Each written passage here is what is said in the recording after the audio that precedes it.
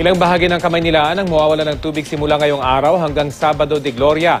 Bilang solusyon, nakahanda ang Maynilad na magrasyon ng tubig sa mga apektadong lugar. Balitang hatid ni Sandra Aguinaldo. Mahigit 100 water tanker ng Maynilad ang handa na raw magrasyon ng tubig sa tinatayang nasa 400,000 na bahay. 3 araw mawawalan ng tubig ang ilang parte ng Maynila sa pagitan ng Miyerkules Santo hanggang Sabado de Gloria. Kasama rin ang ilang bahagi ng Caloocan, Malabon at Navotas. 2 araw naman ang ilang bahagi ng Makati, Pasay, Cavite City at Noveleta at Bacoor sa Cavite. Maging Las Piñas, Muntinlupa at Parañaque. Bukod sa rasyon ng tubig ng Maynilad, tutulong din daw ang Manila Water. Hindi lahat makakaranas ng 3-day interruption. Merong 2 days lang at meron namang iba na 1 araw lang. Mas mabuti na i-verify nila kung ano talaga yung papairal na schedule nang sa gayon, mas maaga at mas maayos silang makakapaghanda.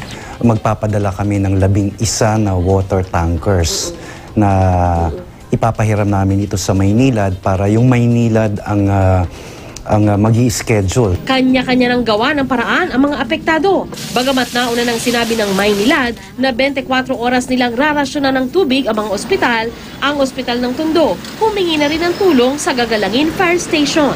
Meron po kami dito malapit na fire hydrant.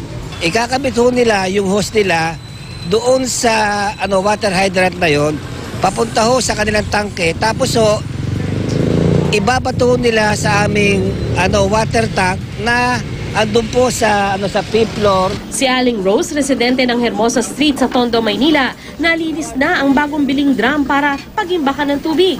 Patong-patong na nga ang mga balde sa bahay niya para sa 7 miyembro ng pamilya. Nakahanda na rin ang purified drinking water. Binibilisan ko po paghanda dahil po bigla po mawala. Kukulangin po kami sa aming pangloto at saka panghugas, pangsabaw. Dito sa kanto ng Hermosa Street at Juan Luna Street sa Maynila, matatagpuan itong ginagawang box culvert ng DPWH. Panlaban yan sa baha. Ang problema, tatama yan dito sa pipe na ito ng Maynilad. Ang gagawin nila, ipapalit nila itong malaking pipe na ito. Kaya may kurbada yan para sa ibabaw niyan dadaan yung box culvert ng DPWH. Sa estimate ng Maynilad, April 19, balik na sa normal ang serbisyo ng tubig. Paalala ng Maynilad sa mga maapektuhan, mag-imbak na ng tubig sa malilinis na lalagyan. Siguraduhin din nila na well-covered yung mga lalagyan nang sa gayon yung chlorine na nakahalo sa tubig ay hindi mag-evaporate. At kung hindi sila sigurado doon sa kanilang pagkakalinis sa lalagyan at balak nilang inumin yung tubig, mas mabuti na pakuluan, palamigin bago inumin. Kung may tanong, tumawag sa Maynilad Hotline 1626. Makikita ang detalyadong water interruption schedule sa mayniladwater.com.ph. Sandra Aguinaldo, GMA News.